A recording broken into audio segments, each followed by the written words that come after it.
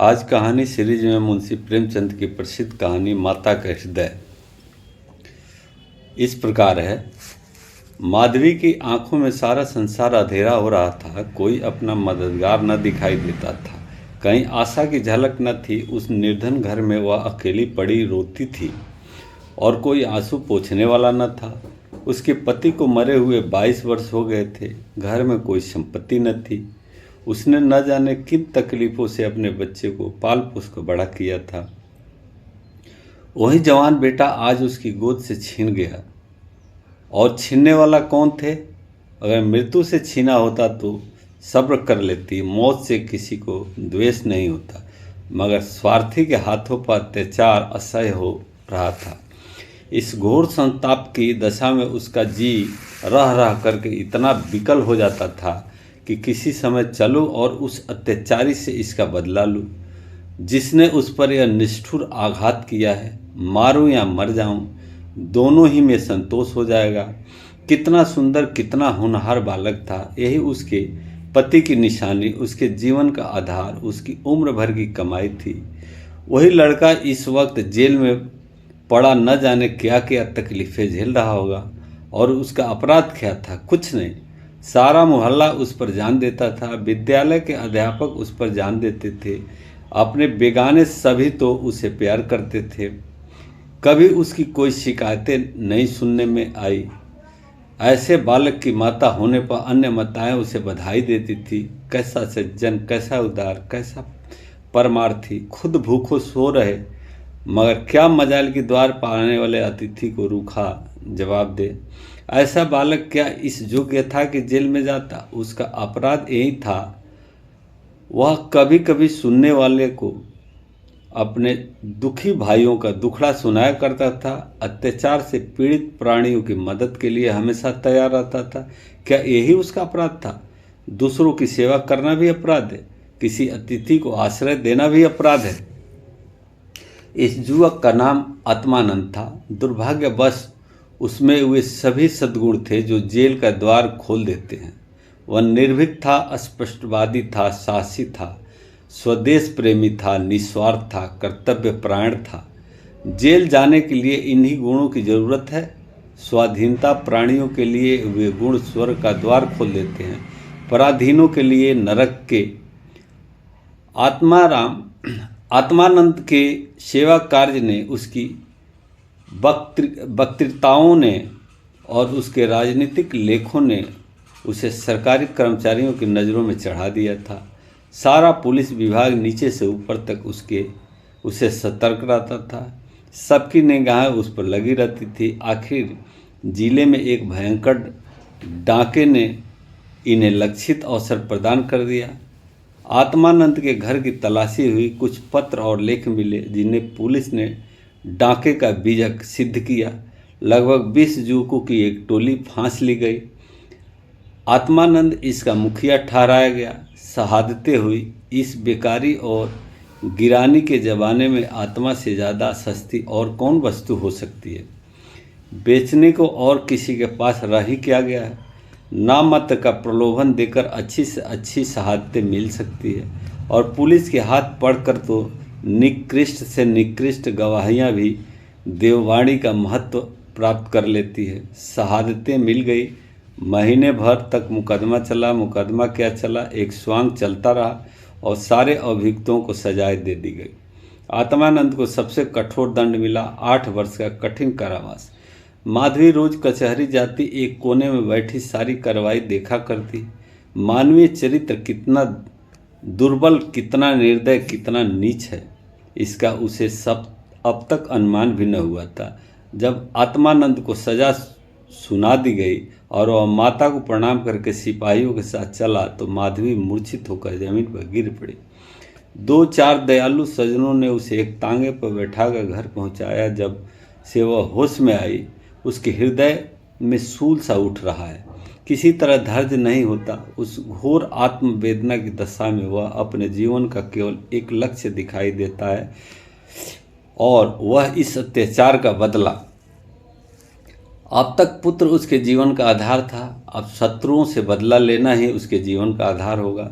जीवन में अब उसके लिए कोई आशा न थी। इस अत्याचार का बदला लेकर वह अपना जन्म सफल समझेगी।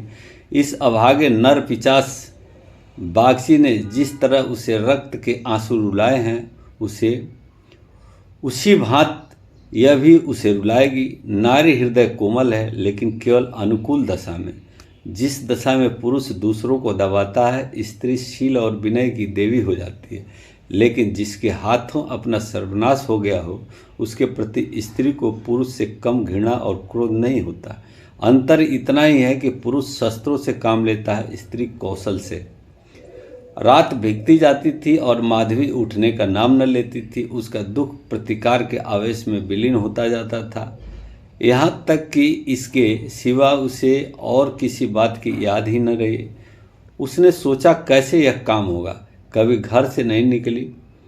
वैधव्य के 22 साल इसी घर में कट गए, लेकिन अब निकलूंगी, जबरदस्ती निकलूंगी। भिखारिन बनूंगी, टहलनी बनूंगी, झूठ बोलूंगी, सब कुकर्म करूंगी। सत्कर्म के लिए संसार में स्थान नहीं।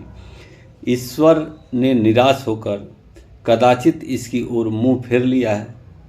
जभी तो यहाँ ऐसे ऐसे विचार होते हैं, अत्याचार होते हैं और पापियों को दंड नहीं मिलता। अब इन्हीं हाथों से उसे दंड दूंगी। संध्या का समय था। लखनऊ के एक सजे हुए बंगले में मित्रों की महफिल जमी हुई थी। गाना बजाना हो रहा था। एक तरफ आतिशबाजियां रखी हुई थी, दूसरे कमरे में मेज़ों पर खाना चुना जा रहा था। चारों तरफ पुलिस के कर्मचारी की नज़र आते जाते और पुलिस के सुपरिटेंडेंट मिस्टर बागची का बंगला है। कई दिन हुए उन्होंने एक मार्के का मुकदमा जीता था। अफसरों ने खुश होकर उसकी तरक्की कर दी थी और उसी की खुशी में यह उत्सव मनाया जा रहा था। यहाँ आए दिन ऐसे उत्सव होते रहते थे। मुफ्त के गवैये मिल जाते थे, मुफ्त की आतिशबाजी, फल और मेवे और मिठाइयाँ आधे दामों पर बाजार से आ जाती और चट दावत हो जाती।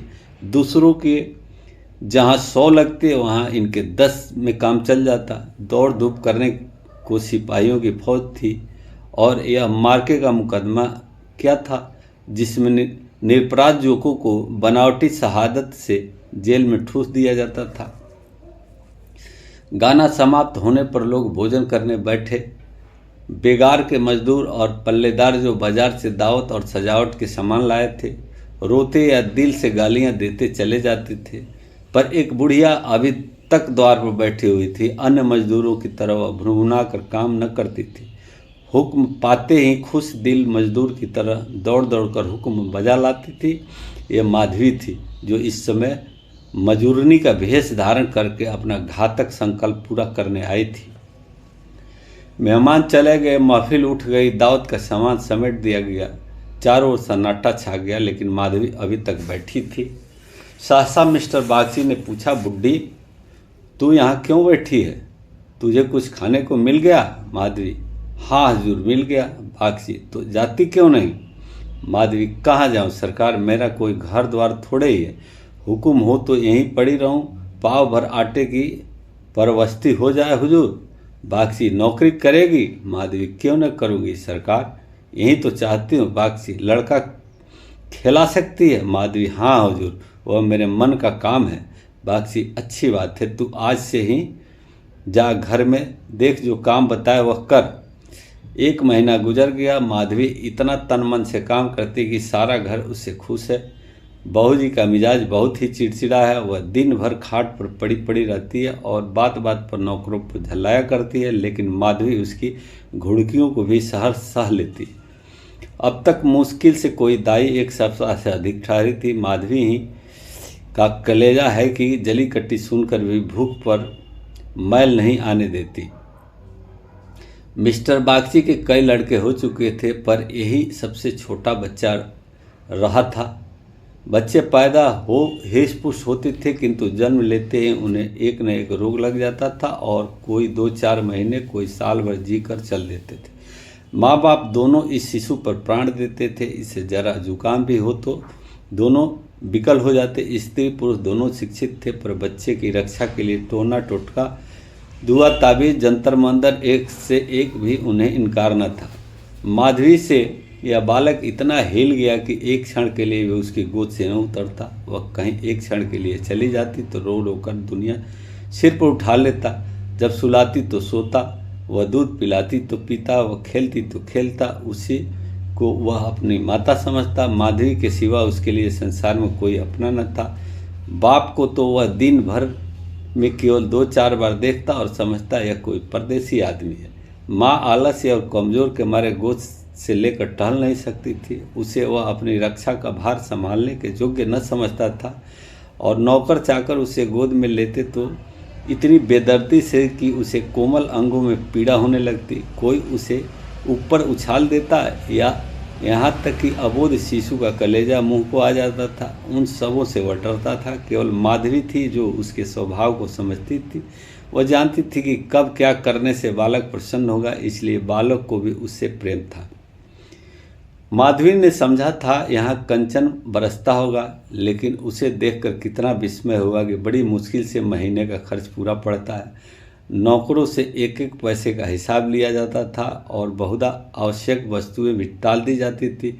एक दिन माधवी ने कहा, बच्चे के लिए कोई तेज गाड़ी क्यों नहीं मंगवा देती?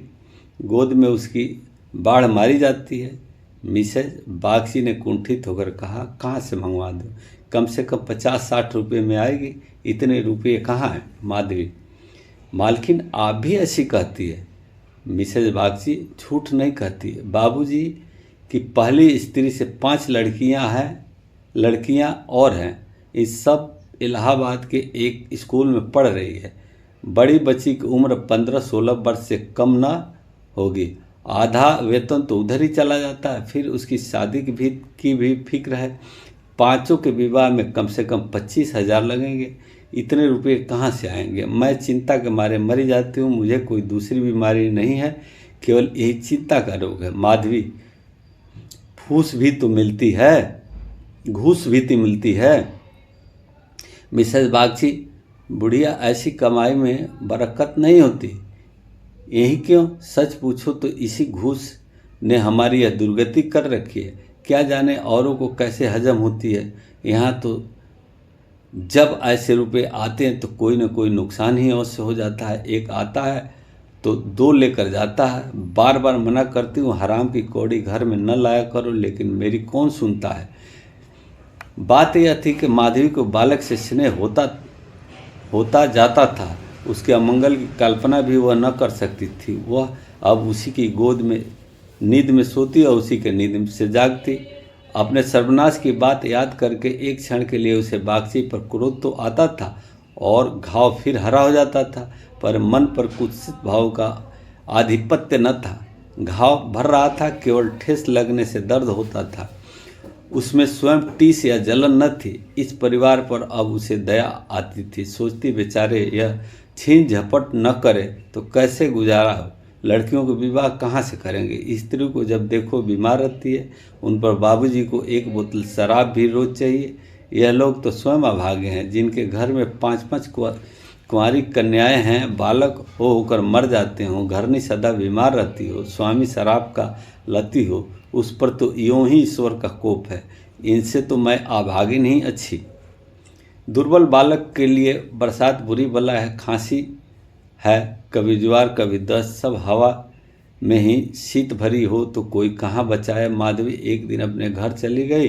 बच्चा रोने लगा तो माँ ने एक नौकर को दिया, इसे बाहर बहला ला। नौकर ने बाहर ले जाकर हरी हरी घास पर बैठा दिया। पानी बरस कर निकल गया। भूमि गीली हो रही थी, कहीं कहीं पानी भी जमा हो रहा था। बालक को पानी में छपकने से ज़्यादा प्यारा और कौन खेल सकता है। खूब प्रेम से उमंग भर पानी में लौटने लगा। नौकर बैठा और आदमियों के साथ गपशप करता रहा। इस तरह घंटों गुजर गए। बच्चे ने खूब सर्दी खाई। घर आया तो उसकी नाक बह रही थी। रात को माधवी ने आकर देखा तो बच्चे खांस रहा है। आधी रात के करीब उसके गले से खुरखुर की आवाज़ निकलने लगी। माधवी का कलेजा सन्न हो गया। स्वामिनी को जगाकर बोली, देखो बच्चे को क्या हो गया है? क्या सर्दी वर्दी तो नहीं लग गई? हाँ, सर्दी ही तो मालूम होती है। स्वामिनी हक्का बक्का कर उठ बैठी और बालक की खुखराहट सुनी तो पांव तले से जमीन निकल गई। वह भयंकर आवाज़ उसने कई बार सुनी थी और उसे खूब पहचानती थी। व्यग्र होकर बोली, जरा आग जलाओ थोड़ा सा चोकर लाकर एक पोटली बनाओ, सेकने से लाभ होता है। इस नौकर से तंग आ गए हैं। आज कहार जरा देर के लिए बाहर ले गया था, उसी ने सर्दी में छोड़ दिया होगा। सारी रात दोनों बालक को सेकती रही। किसी तरह सवेरा हुआ। मिस्टर बागची को खबर मिली तो सीधे डॉक्टर के यहाँ दौड़े। खैरियत इतनी थी कि जल्दी एहतियात की गई। 3 दिन में बच्चा अच्छा हो निकला, लेकिन इतना दुर्बल हो गया कि उसे देखकर डर लगता था। सच पूछो तो माधवी की तपस्या ने बालक को बचाया। माता सोती, पिता सो जाता, किंतु माधवी की आंखों में नींद न थी। खाना पीना तक भूल गई। देवताओं की मनौतियाँ करती थी, बच्चे की बलाएं लेती थी, बिल्कुल पागल हो गई थी। वही माधवी है जो अपने सर्वनाश का बदला लेने आई थी। अपकार की जगह उपकार कर रही थी। विष पिलाने आई थी, सुधा पिला रही है।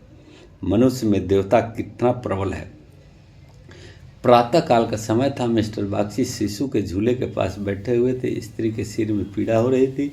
वहीं चारपाई पर लेटी हुई थी। माधवी समीप बैठी बच्चे के लिए दूध गर्म कर रही थी। सासा बागची ने कहा, बूढ़ा, हम जब तक जिएंगे तुम्हारा यश गाएंगे। तुमने बच्चे को जिला लिया। स्त्री, यह देवी बनकर हमारा कष्ट निवारण करने के लिए आ गई है। यह न होती तो न जाने क्या होता। बूढ़ा, तुमसे मेरी एक विनती है। यूँ तो मरना जीना प्रारब्ध के हाथ में है, लेकिन अपना पौरा भी बड़ी चीज़ है। मैं अभागिनी हूँ। आपकी पुण्य, तुम्हारे ही पुण्य प्रताप से बच्चा संभल गया। मुझे डर लग रहा है कि ईश्वर इससे हमारे हाथ से छीन न ले। सच कहती हूँ बूढ़ा, मुझे इसको गोद में लेते डर लगता है। इसे तुम आज से अपना बच्चा समझो। तुम्हारा होकर शायद बच जाए। हम अभागे हैं, हमारा होकर इस पर कोई न कोई संकट आता रहेगा। आज से तुम इसकी माता हो जाओ। तुम इसे अपने घर ले जाओ, जहाँ चाहे ले जाओ।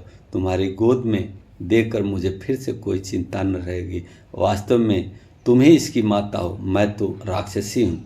माधवी, बहू जी, भगवान सब कुशल करेंगे। क्यों जी छोटा करती हूँ? मिस्टर बागची, नहीं बूढ़ी माता, इसमें कोई हर्ज नहीं है। मैं मस्तिष्क से तो इन बातों को ढकोसला ही समझता हूँ, लेकिन हृदय से इन्हें दूर नहीं कर सकता। मुझे स्वयं मेरी माताजी ने एक धोबिन के हाथ बेच दिया था। मेरे 3 भाई मर चुके थे। मैं जो बच गया तो माँ बाप ने समझा बेचने से ही इसकी जान बच गई। तुम इस शिशु को पालो पोसो, इसे अपना पुत्र समझो। खर्च हम बराबर देते रहेंगे, इसकी कोई चिंता मत करना। कभी कभी जब हमारा जी चाहेगा आकर देख लिया करेंगे।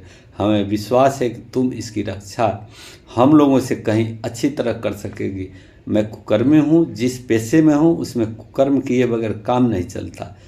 झूठी शहादतें बनानी ही पड़ती है, निरपराधों को फंसाना ही पड़ता है। आत्मा इतनी दुर्बल हो गई है कि प्रलोभन में पड़ ही जाता हूँ। जानता हूँ कि बुराई का फल बुरा ही होता है, पर परिस्थिति से मजबूर हूँ। अगर न करूँ तो आज नालायक बनकर निकाल दिया जाऊँ। अंग्रेज हजारों भूलें करें, कोई नहीं पूछता। हिंदुस्तानी एक भूल भी कर बैठे तो सारे अफसर उसके सिर हो जाते हैं। हिंदुस्तानियों को तो कोई बड़ा पद न मिले, वहीं अच्छा पद पाकर तो उसकी आत्मा का पतन हो जाता है। उसको हिंदुस्तानियत का दोष मिटाने के लिए कितनी ही ऐसी बातें करनी पड़ती है जिसका अंग्रेज के दिल में कभी ख्याल भी पैदा नहीं हो सकता। तो बोलो, स्वीकार करती हो? माधवी गदगद होकर, बाबूजी, आपकी इच्छा है तो मुझसे भी जो कुछ बन पड़ेगा आपकी सेवा कर दूंगी। भगवान बालक को अमर करे, मेरी तो उनसे यही विनती है।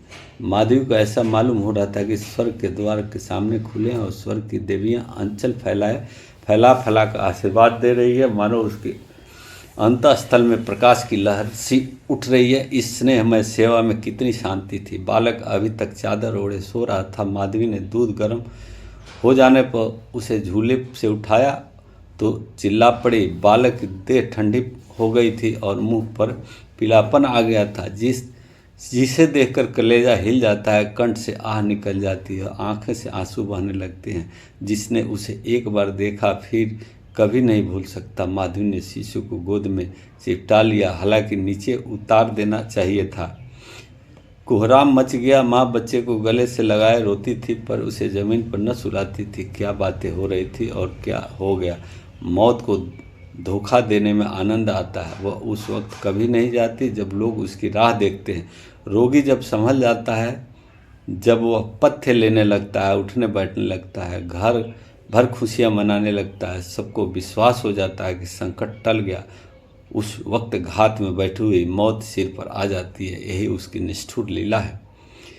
आशाओं के बाग लगाने में हम कितने कुशल हैं। यहाँ हम रक्त के बीज बोकर सुधा के फल खाते हैं, अग्नि से पौधे को सींचकर शीतल छांव में बैठते हैं।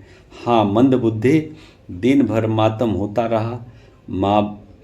बाप रोता था, माँ तड़पती थी और माधवी बारी बारी से दोनों को समझाती थी। यदि अपने प्राण देकर वह बालों को जिला सकती तो इस समय अपना धन्य भाग समझती। वह अहित का संकल्प करके यहाँ आई थी और आज जब उसकी मनोकामना पूरी हो गई और उसे खुशी से फूल न समाना चाहिए था, उसे उससे कहीं घोर पीड़ा हो रही थी।